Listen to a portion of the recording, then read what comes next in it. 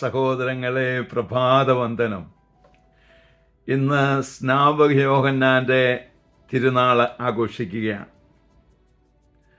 വിശുദ്ധ മർക്കോസിൻ്റെ സുവിശേഷം 6-ാം അധ്യായത്തിൽ നിന്നുള്ള ഭാഗമാണ് ഇന്നത്തെ സുവിശേഷമായിട്ട് തിരഞ്ഞെടുത്തിരിക്കുന്നത്.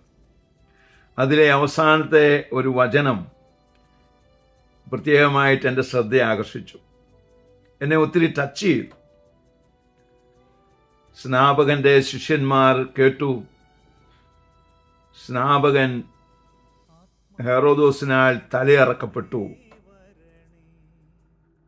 അങ്ങനെ അവരത് കേട്ട ഉടനെ വന്ന് അവൻ്റെ ശരീരം മറവ് ചെയ്തു.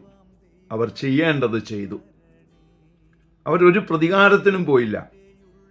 കാരണം അവർ ചിന്തിച്ചു, അവർ വിശ്വസിച്ചു, ദൈവത്തിൻ്റെ കണ്ണിൽ നിന്ന് ഒന്നും മറയ്ക്കാൻ സാധിക്കില്ല. നമ്മുടെ ഇടയിലാണ് ഇത് സംഭവിച്ചതെങ്കിൽ എന്തായിരിക്കും സംഭവിക്കുക? ചിന്തിച്ചു നോക്കൂ.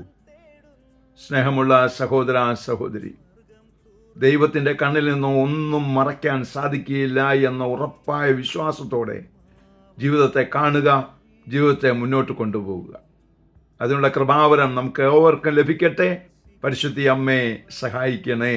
വിശുദ്ധ ഔസേപ്പിതാവേ ഞങ്ങൾക്ക് വേണ്ടി പ്രാർത്ഥിക്കണേ. പരിശുദ്ധാത്മാവേ എഴുന്നള്ളി വരണേ.